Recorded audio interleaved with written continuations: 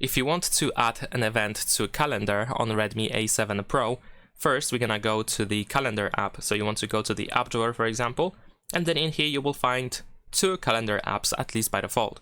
So we have the Google's calendar app and the Xiaomi's calendar app. The Google's calendar app is the popular one, the more popular one. So we're gonna grant all the necessary permissions, and there we go. Now in here, if you want to create an event, you want to use this plus button in the bottom right corner, and then you can choose event option. And there we go. Now we can set it up. We can choose the title, we can choose when it starts and when it ends, we can pick up the date and time. You can also make the event last whole day. We can choose whether the event is repeatable or not. We can include some people and some other stuff. We can also manage notifications, so you can be certain that you will be informed about the upcoming event in time.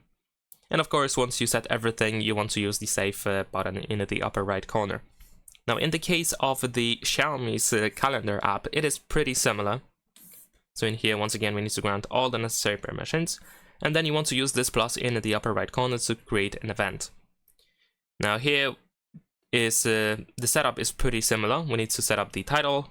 We can choose when the event starts and when it ends. We can choose to make it last whole day.